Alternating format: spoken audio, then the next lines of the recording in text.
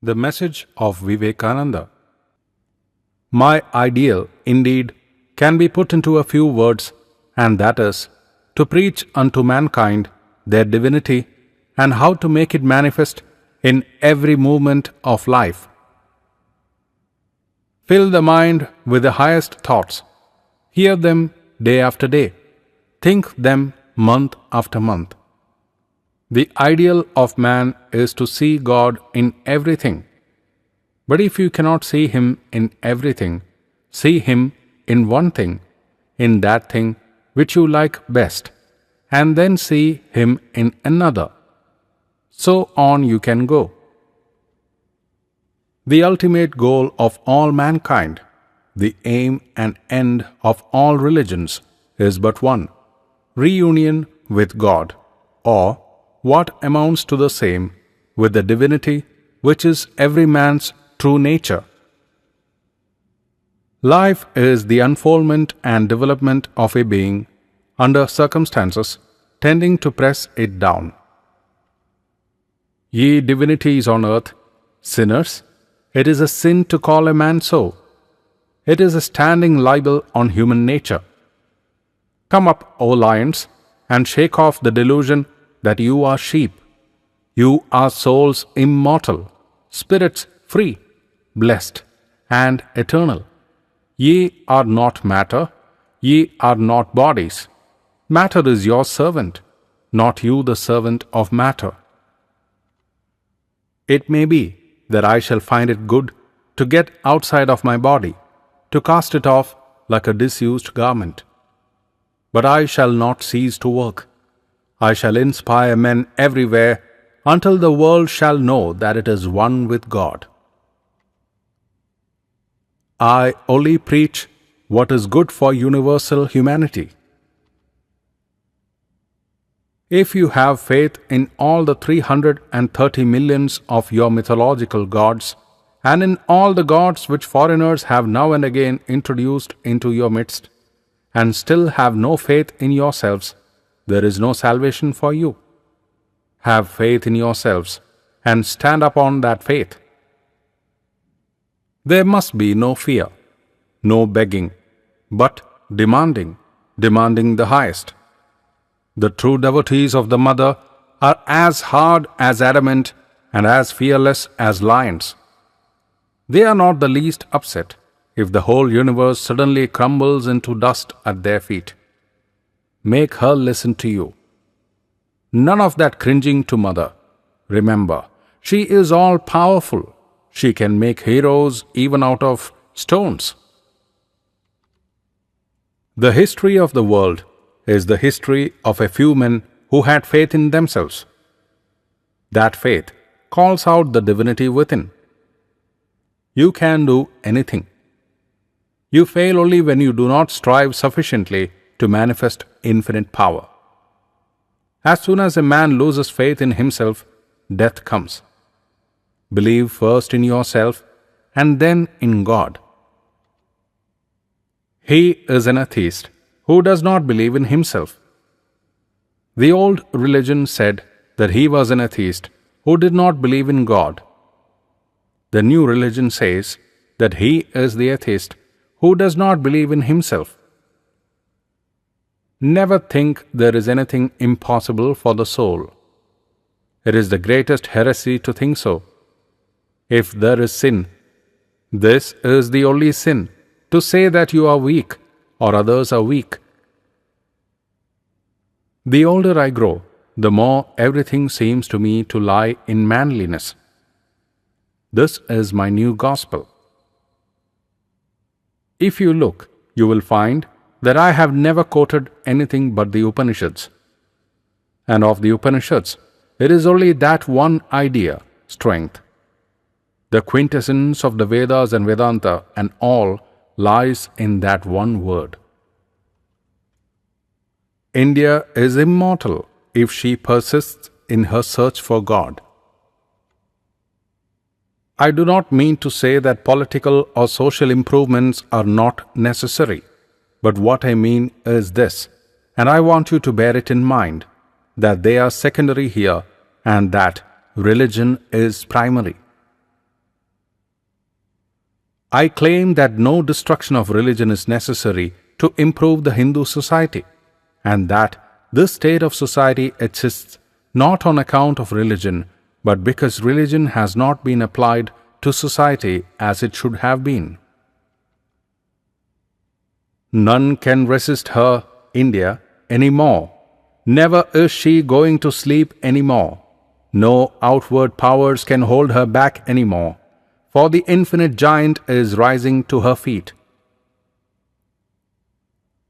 So long as the millions live in hunger and ignorance, I hold every man a traitor who, having been educated at their expense, pays not the least heed to them. So long as even a single dog in my country is without food, my whole religion will be to feed it.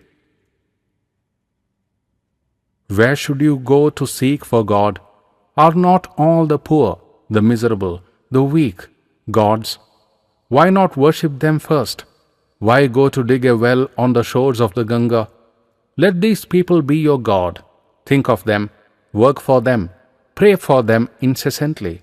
The Lord will show you the way. Purity, patience, and perseverance are the three essentials to success, and above all, love. Be pure, staunch, and sincere to the very backbone, and everything will be all right. If you have marked anything in the disciples of Sri Ramakrishna, it is this: they are sincere to the backbone. My task will be done, and I shall be quite content to die if I can bring up and launch 100 such men over India. He, the Lord, knows best.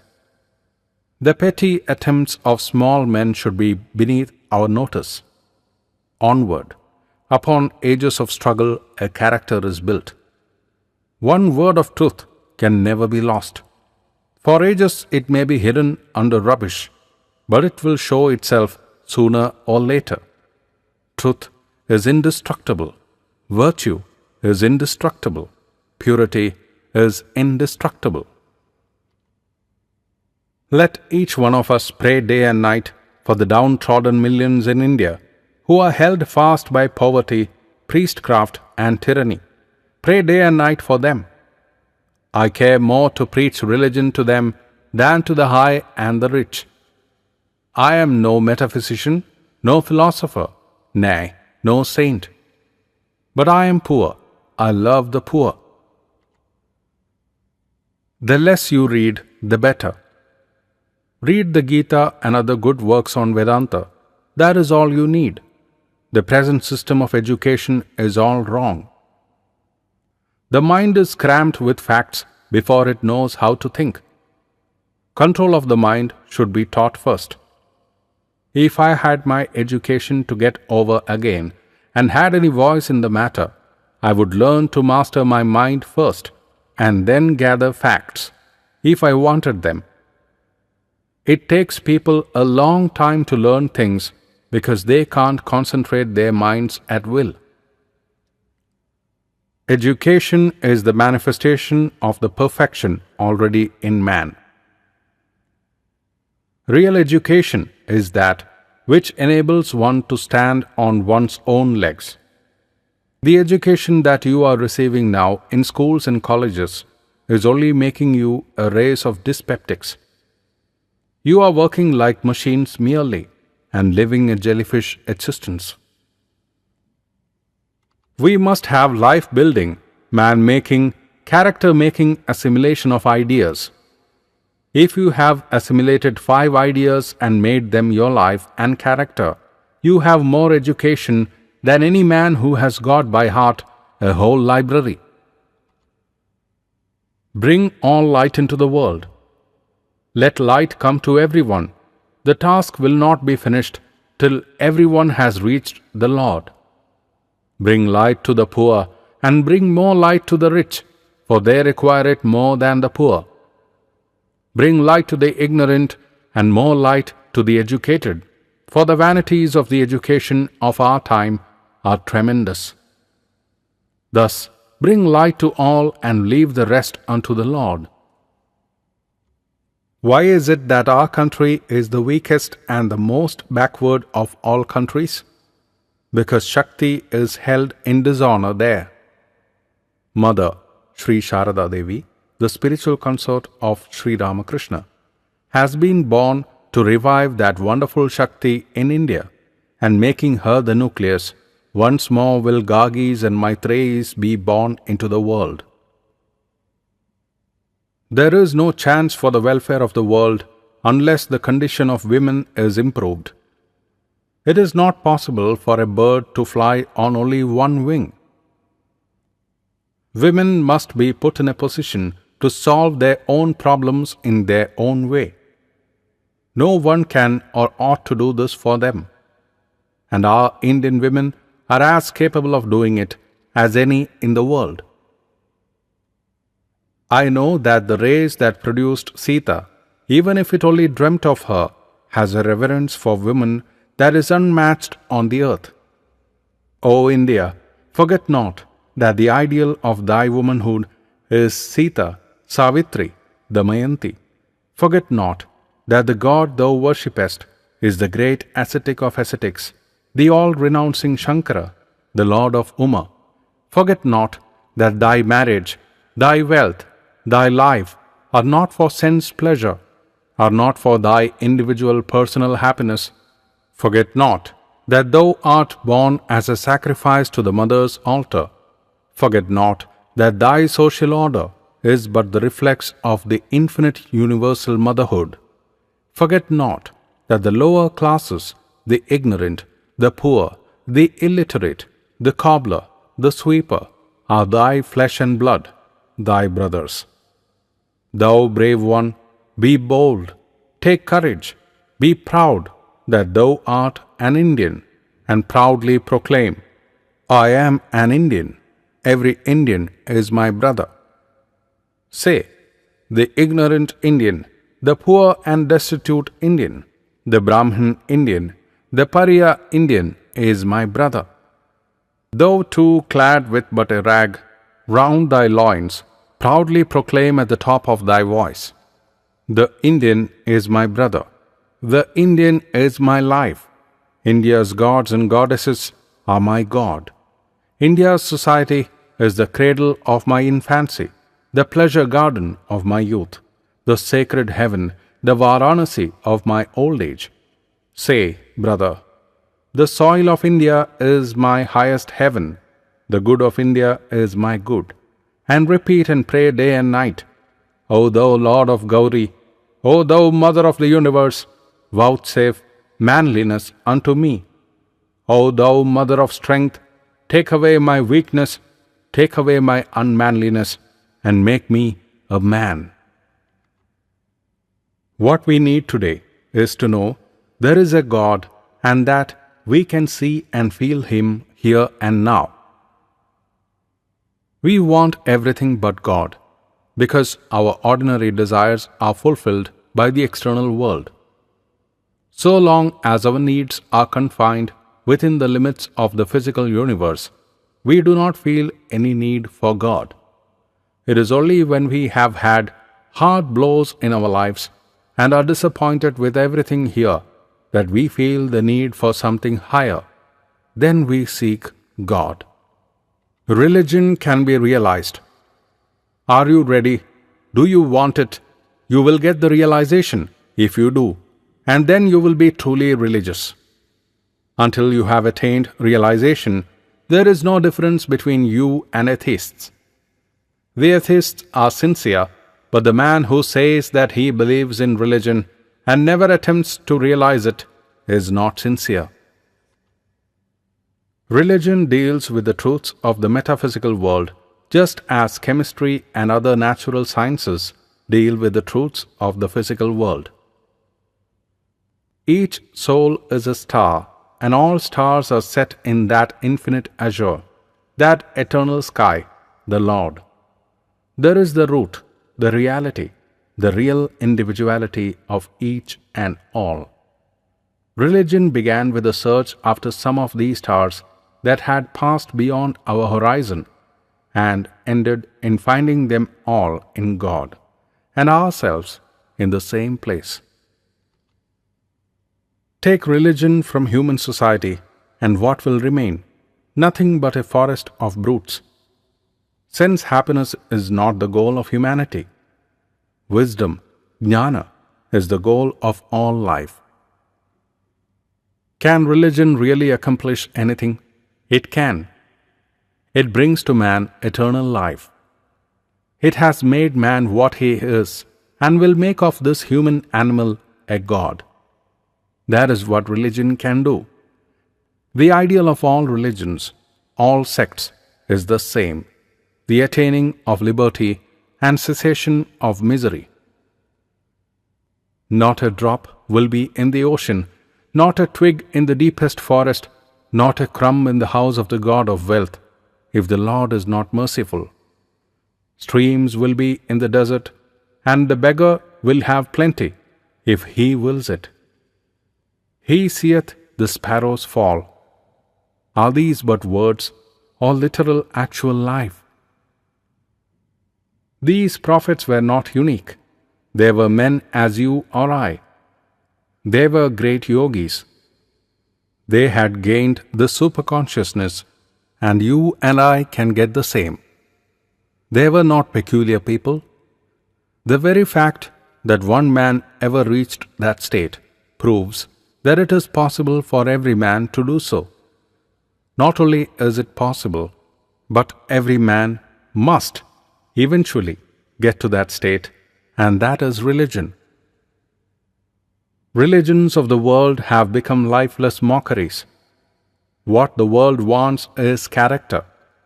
The world is in need of those whose life is one burning love, selfless. That love will make every word tell like thunderbolt.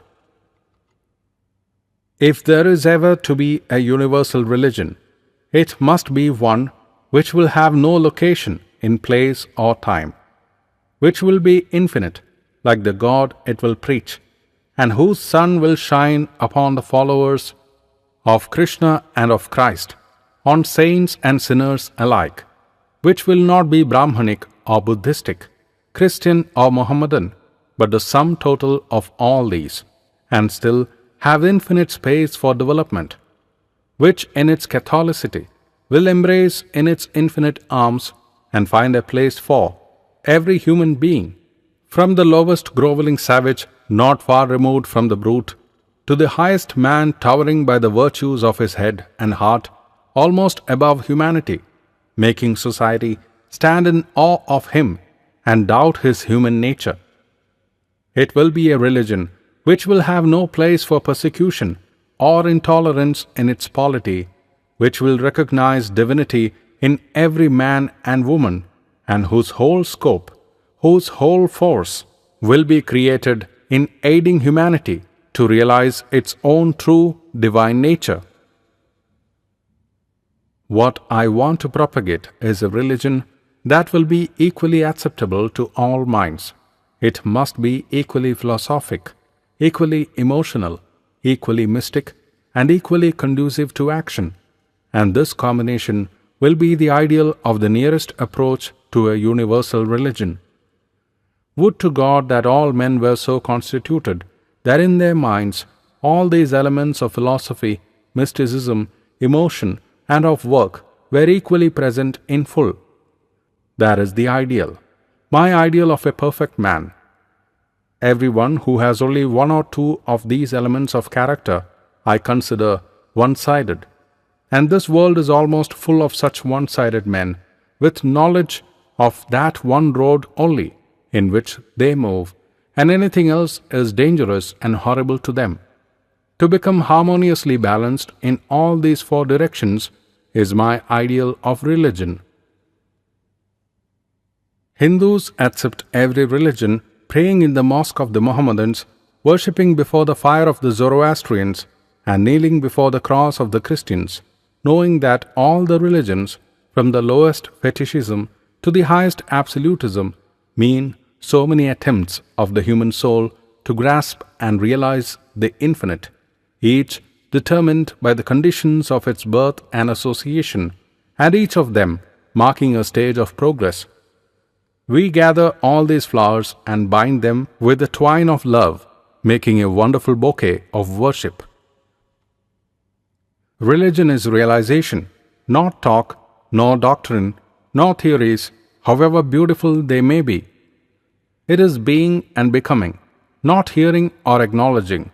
It is the whole soul becoming changed into what it believes. This life is short. The vanities of the world are transient, but they alone live who live for others. The rest are more dead than alive. Be you holy and above all sincere, and do not for a moment give up your trust in the Lord, and you will see the light. Whatever is truth will remain forever. Whatever is not, none can preserve. We are helped in being born in a time when everything is quickly searched out. Whatever others think or do, lower not your standard of purity, morality, and love of God. Above all, beware of all secret organizations. No one who loves God need fear any jugglery. Holiness is the highest and divinest power in earth and in heaven. Truth alone triumphs, not untruth. Through truth alone is opened the way to God. Mundaka Upanishad 3.1.6. Do not care for a moment who joins hands with you or not. Be sure that you touch the hand of the Lord. Let there be a dozen such lion souls in each country, lions who have broken their own bonds, who have touched the infinite, whose whole soul is gone to Brahman, who care neither for wealth, nor power, nor fame, and these will be enough to shake the world. Those who give themselves up to the Lord do more for the world than all the so-called workers. If you seek your own salvation, you will go to hell. It is the salvation of others that you must seek, and even if you have to go to hell in working for others, that is worth more than to gain heaven by seeking your own salvation. No one ever succeeded in keeping society in good humor and at the same time did great works. One must work as the dictate comes from within, and then, if it is right and good, society is bound to veer round, perhaps centuries after one is dead and gone. We must plunge heart and soul and body into the work. And until we be ready to sacrifice everything else to one idea and to one alone, we never will see the light. Those that want to help mankind must take their own pleasure and pain, name and fame, and all sorts of interests, and make a bundle of them and throw them into the sea, and then come to the Lord. This is what all the masters said and did. Let everybody work out his own vision of this universe, according to his own ideas. Injure none, deny the position of none. Take man where he stands and, if you can, lend him a helping hand and put him on a higher platform. But do not injure and do not destroy. All will come to truth in the long run. When all the desires of the heart will be vanquished, then this very mortal will become immortal. Then the very man will become God. The only true duty is to be unattached and to work as free beings, to give up all work unto God. The seeing of many is the great sin of all the world. See all as self and love all. Let all idea of separateness go. No work is secular. All work is adoration and worship. As I grow older, I find that I look more and more for greatness in little things. I want to know what a great man eats and wears, and how he speaks to his servants. Anyone will be great in a great position. Even the coward will grow brave in the glare of the footlights. The world looks on. More and more the true greatness seems to me that of the worm doing its duty silently, steadily, from moment to moment, and from hour to hour. Even the greatest fool can accomplish a task if it be after his heart. But the intelligent man is he who can convert every work into one that suits his taste. No work is petty. Everything in this world is like a banyan seed, which, though appearing tiny as a mustard seed, has yet the gigantic banyan tree latent within it. He indeed is intelligent who notices this and succeeds in making all work truly great. This world is in chain of superstition.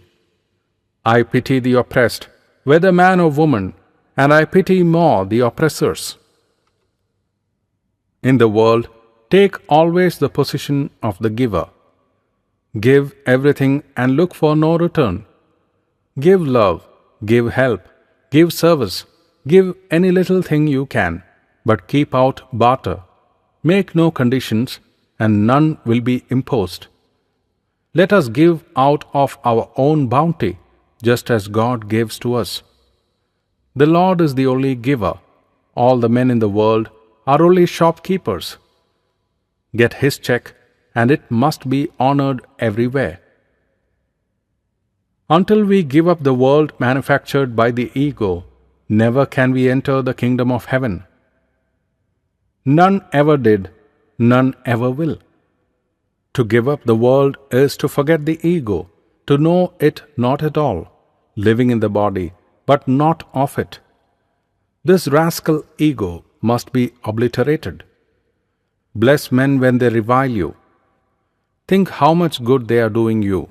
They can only hurt themselves. Go where people hate you.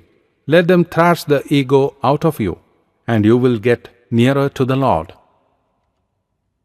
Learn to feel yourself in other bodies, to know that we are all one.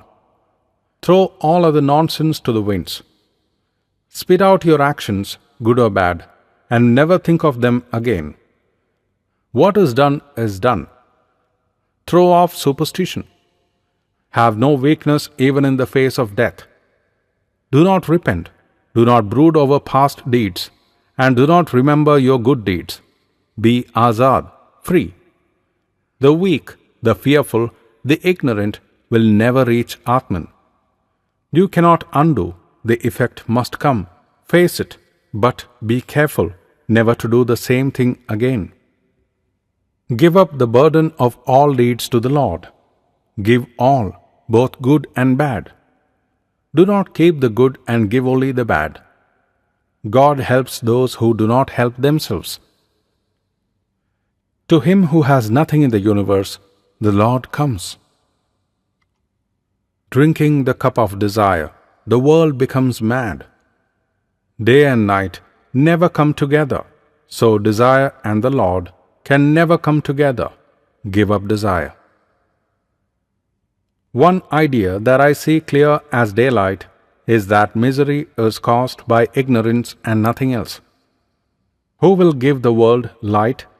Sacrifice in the past has been the law. It will be, alas, for ages to come. The earth's bravest and best will have to sacrifice themselves for the good of many, for the welfare of all.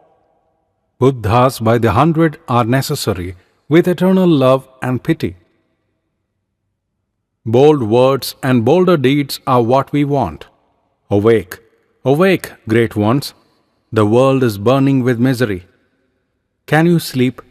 Let us call and call till the sleeping gods awake, till the God within answers to the call. What more is in life? What greater work? The details come to me as I go. I never make plans. Plans grow and work themselves. I only say, awake, awake. I have lost all wish for my salvation. I never wanted earthly enjoyments.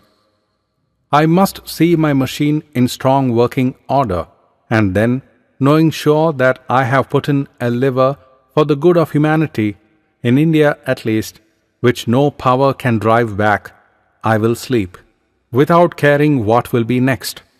And may I be born again and again, and suffer thousands of miseries, so that I may worship the only God that exists, the only God I believe in, the sum total of all souls, and above all, my God the wicked, my God the miserable, my God the poor of all races, of all species, is the special object of my worship.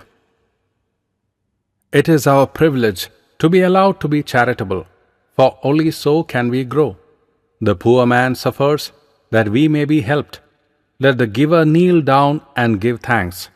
Let the receiver stand up and permit. See the Lord back of every being and give to him. Hold your money merely as custodian for what is God's. Have no attachment for it. Let name and fame and money go. They are a terrible bondage. Feel the wonderful atmosphere of freedom. You are free, free, free. Oh, blessed am I. Freedom am I. I am the infinite. In my soul, I can find no beginning and no end. All is myself. Say this unceasingly. Never think you can make the world better and happier. The bullock in the oil mill never reaches the wisp of hay tied in front of him. He only grinds out the oil. So we chase the will-o'-the-wisp of happiness that always eludes us, and we only grind nature's mill, then die, merely to begin again. If we could get rid of evil, we should never catch a glimpse of anything higher. We would be satisfied and never struggle to get free. When man finds that all search for happiness in matter is nonsense, then religion begins. All human knowledge is but a part of religion. Look upon every man, woman, and everyone as God. You cannot help anyone. You can only serve. Serve the children of the Lord. Serve the Lord Himself, if you have the privilege. If the Lord grants that you can help any one of His children, blessed you are.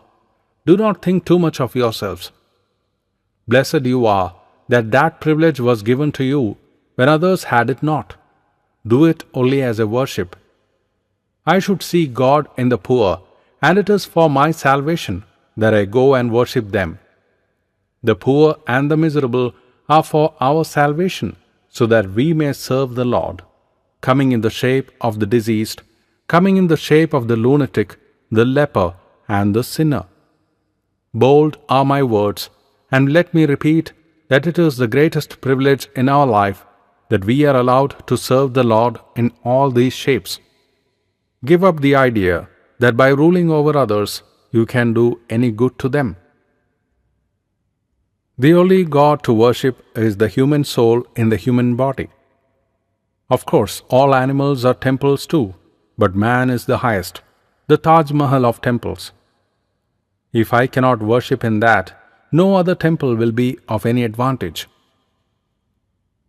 Each soul is potentially divine. The goal is to manifest this divinity within by controlling nature, external and internal. Do this either by work or worship, or psychic control or philosophy, by one or more or all of these, and be free. This is the whole of religion. Doctrines or dogmas or rituals or books or temples or forms are but secondary details. All truth is eternal. Truth is nobody's property. No race, no individual can lay any exclusive claim to it. Truth is the nature of all souls. Who can lay any special claim to it? But it has to be made practical, to be made simple, for the highest truths are always simple, so that it may penetrate every pore of human society and become the property of the highest intellects and the commonest minds of the man, woman, and child at the same time. All these ratiocinations of logic, all these bundles of metaphysics, all these theologies and ceremonies may have been good in their own time, but let us try to make things simpler and bring about the golden days when every man will be a worshipper and the reality in every man will be the object of worship. From highest Brahman to the yonder worm, and to the very minutest atom, everywhere is the same God, the all-love, friend of our mind, soul, body at their feet. These are His manifold forms before thee. Rejecting them, where seekest thou for God? Who loves all beings without distinction, he indeed is worshipping best his God. Let us perfect the means, the end will take care of itself. For the world can be good and pure only if our lives are good and pure. It is an effect, and we are the means. Therefore, let us purify ourselves. Let us make ourselves perfect. When we cease to see evil, the world must end for us, since to rid of us, that mistake is its only object. To think there is any imperfection creates it. Thoughts of strength and perfection alone can cure it. Do what good you can, some evil will inhere in it, but do all without regard to personal result. Give up all results to the Lord, then neither good nor evil will affect you. The less the thought of the body, the better, for it is the body that drags us down. It is attachment, identification, which makes us miserable. That is the secret.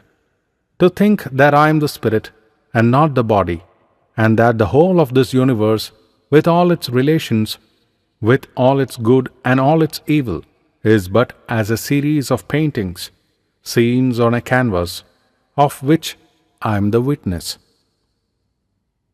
He who is alone is happy.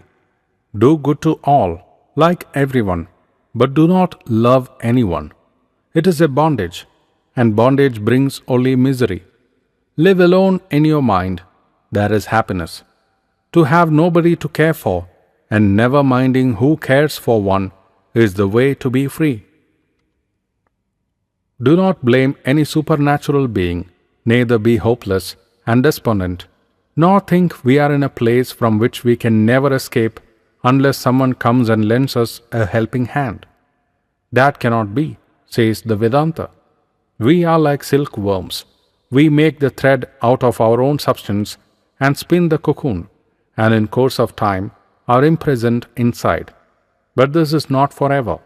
In that cocoon, we shall develop spiritual realization and, like the butterfly, come out free.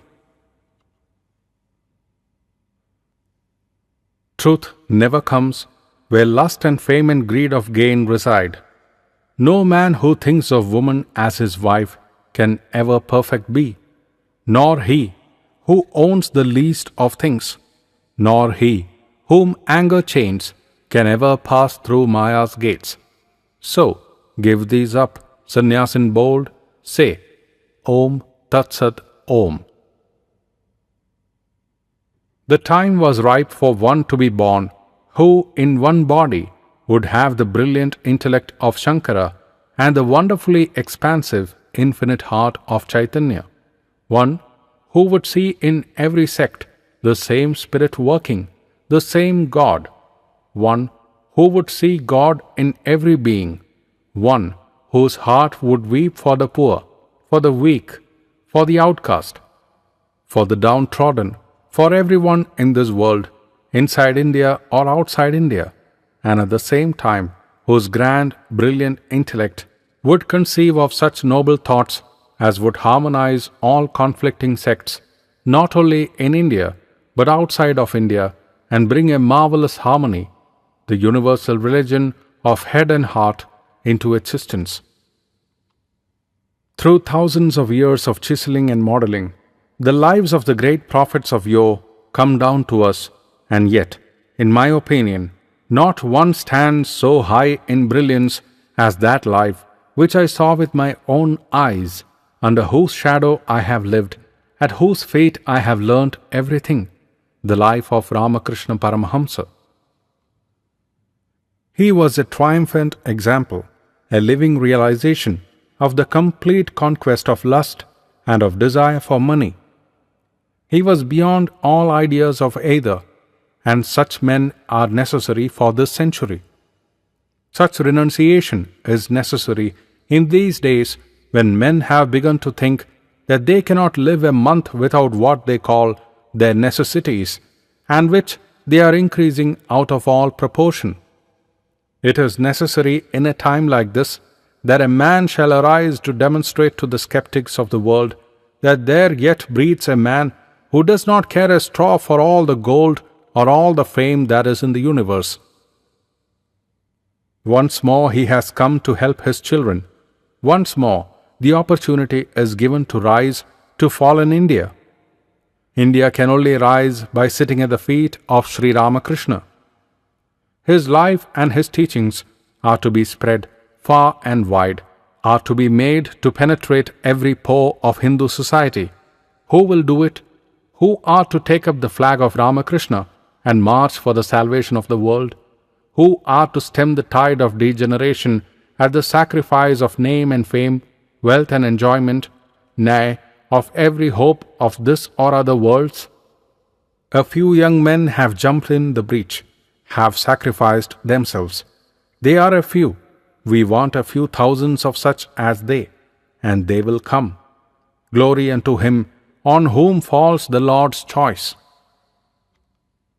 Now in this life, let us infinitely spread his lofty character, his sublime life, his infinite soul. This is the only work. There is nothing else to do. Wherever his name will reach, the veriest worm will attain divinity, nay, is actually attaining it.